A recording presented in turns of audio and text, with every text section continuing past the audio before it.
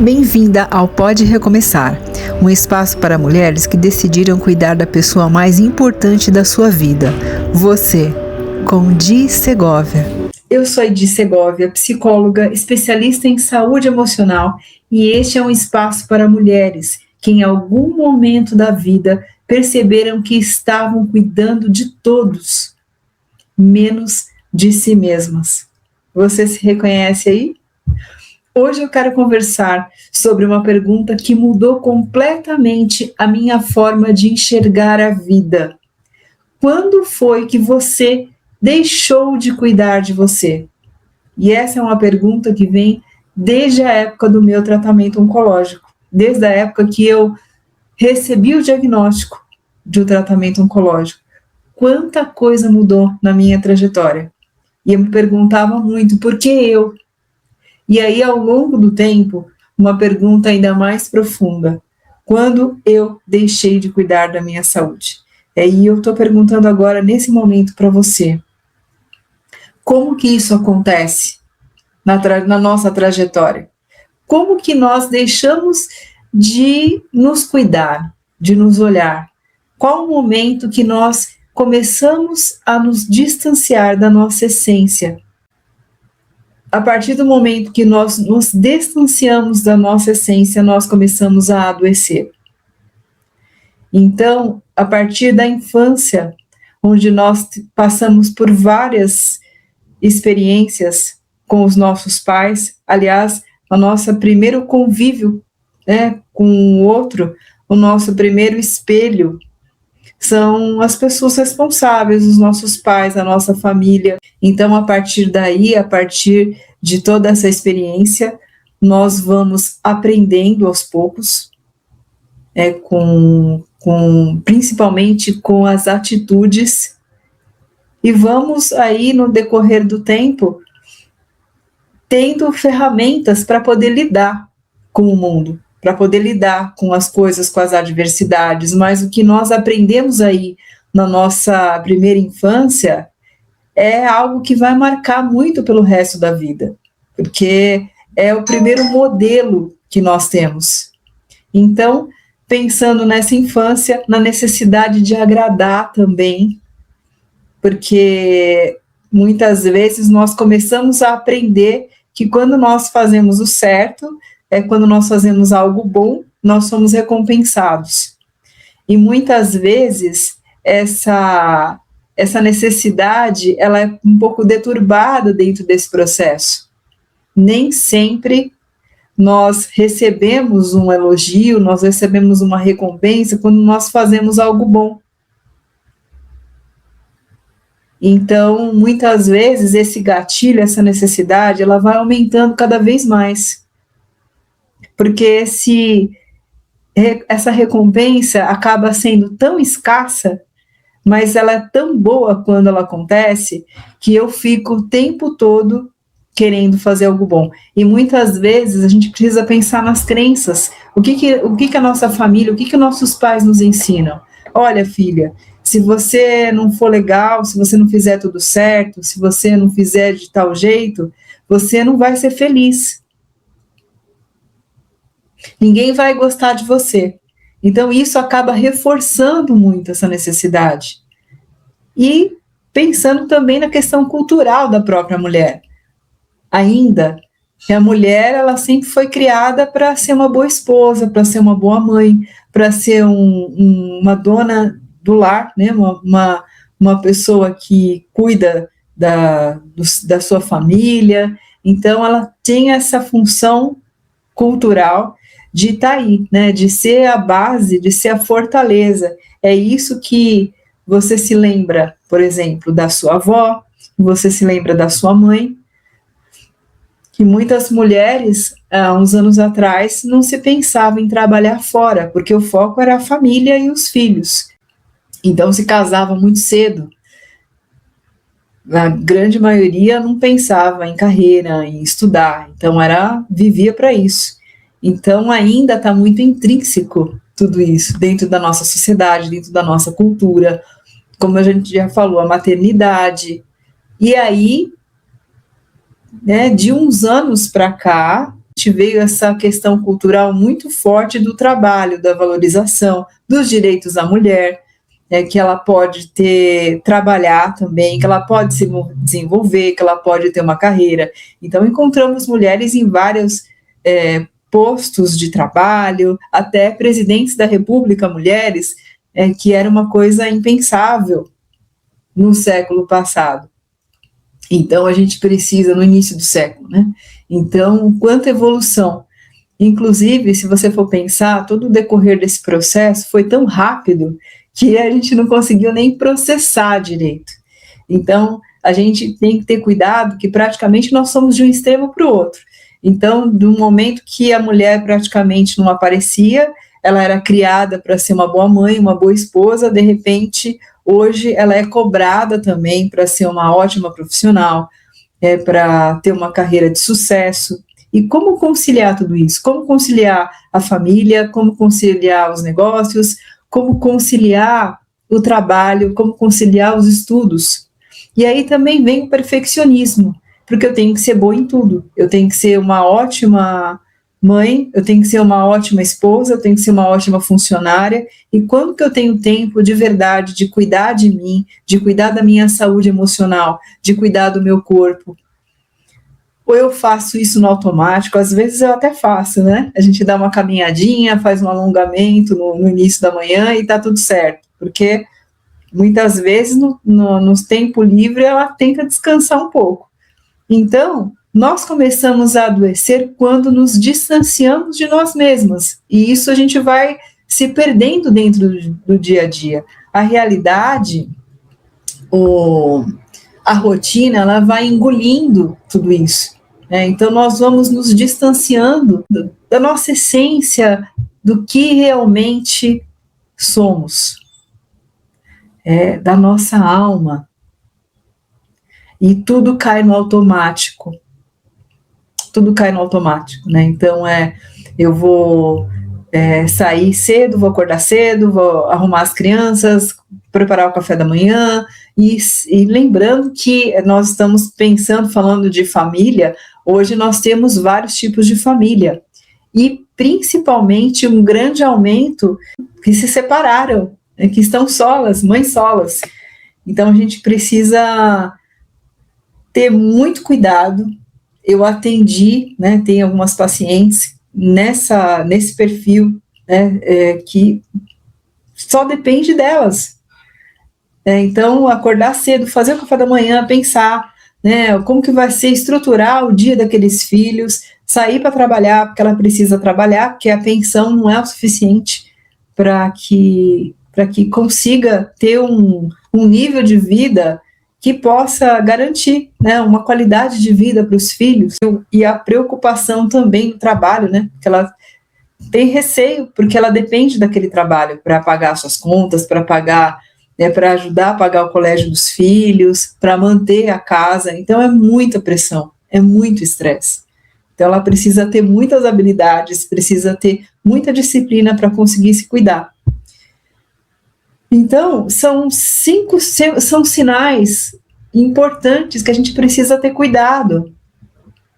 Cansaço constante, a irritabilidade, é claro, porque é muita coisa, isso acaba sendo estressante. A culpa, porque muitas vezes ela chega no final do dia, ela não consegue render no trabalho, ela não consegue se dedicar aos filhos como ela queria, porque hoje é imprescindível. Nós estamos vivendo num mundo muito conturbado, né, muito desafiador em relação à educação, então as redes sociais. Então a gente precisa estar muito atento com as crianças.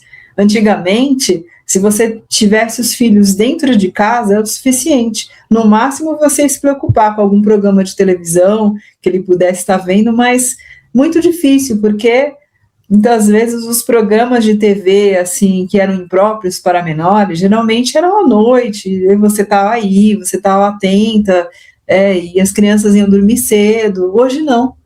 Hoje é o tempo todo, não tem horário, não tem nada, porque as crianças têm um celular, têm um mundo na mão.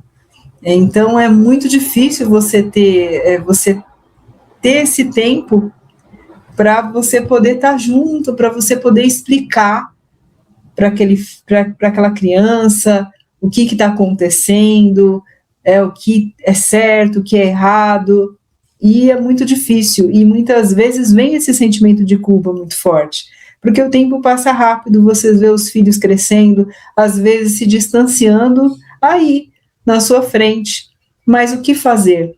Porque você precisa trabalhar, você precisa cuidar de tudo, você precisa se preocupar com coisas básicas, né, como o aluguel, como as contas que estão aí, a escola, e preparar essas crianças, levar para a escola, buscar da escola, levar em algum curso. Então, as coisas, a alimentação, o que eu vou cozinhar, o que eu vou fazer de janta, e a vida está passando, eles estão crescendo.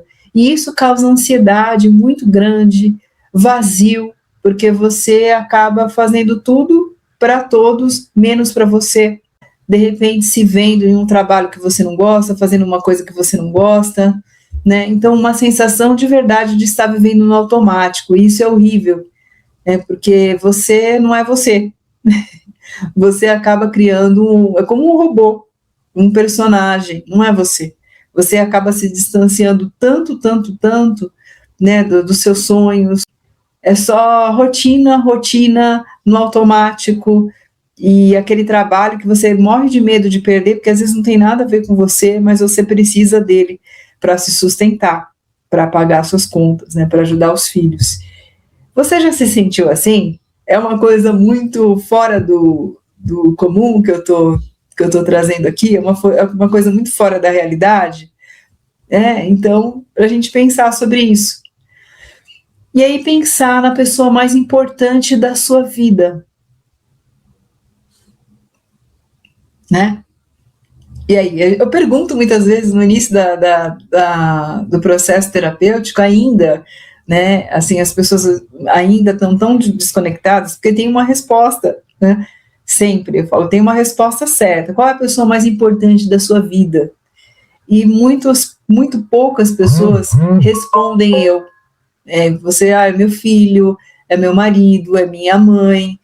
E às vezes é difícil trazer. Eu até brinco, né? Às vezes entra até o cachorro. Aí, eu gosto de animais. Eu tô tão decepcionado com a humanidade, com o ser humano, que eu amo meu cachorro, né? Então, às vezes aparece até o animalzinho de estimação, o petzinho aí, né? Nessa pergunta, nessa resposta. Mas e aí? Todo mundo sabe, tem pessoas que têm medo de responder. Eu pensei em mim, mas olha a culpa ainda.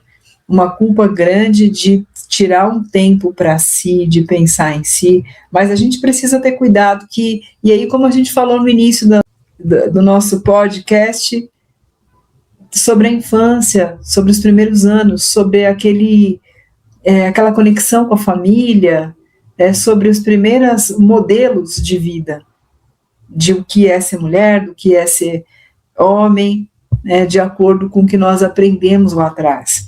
Então, isso está muito enraizado aí nessa questão, da culpa, de como eu me vejo, será que eu mereço ser feliz? Será que eu me aceito?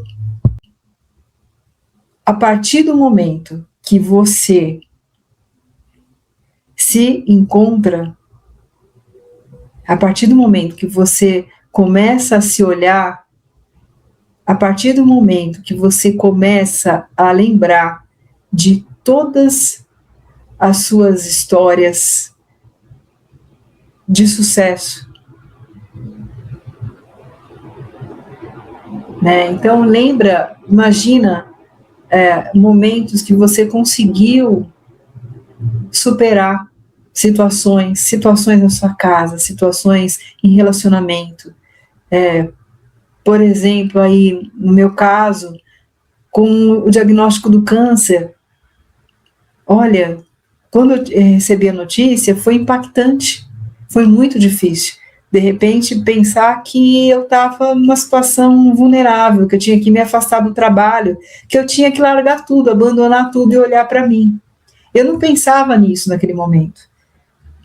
Como que eu vou olhar para mim? Não era isso. a dor era tão forte de ter que abandonar esse personagem, que achava que estava tudo certo, que a vida estava ótima. Aparentemente, eu acreditava nisso, né, que eu estava trabalhando numa coisa que eu gostava, mas quando veio o diagnóstico, de saber que eu ia ter que largar tudo aquilo, ter que abandonar tudo e olhar para mim, porque nada é mais importante do que eu, nada é mais importante do que a minha saúde, nada é mais importante do que a minha essência. E eu não sabia, eram praticamente quase 40 anos sem se olhar de verdade, sem me conectar. Eu estava muito distante de mim nesse tempo todo, e estava tudo certo. Muitas vezes a gente faz isso para fugir das dores inconscientes. Elas estão aí dentro, mas não é consciente, porque a gente se acostuma a viver assim, é como uma anestesia.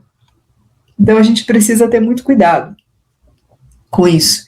E aí depois, no decorrer do tempo, como eu fui durante o tratamento, eu continuo em tratamento, mas eu estou feliz, eu estou bem. Eu fiz a minha terapia, ainda faço, né, o meu processo, ainda me reconectando.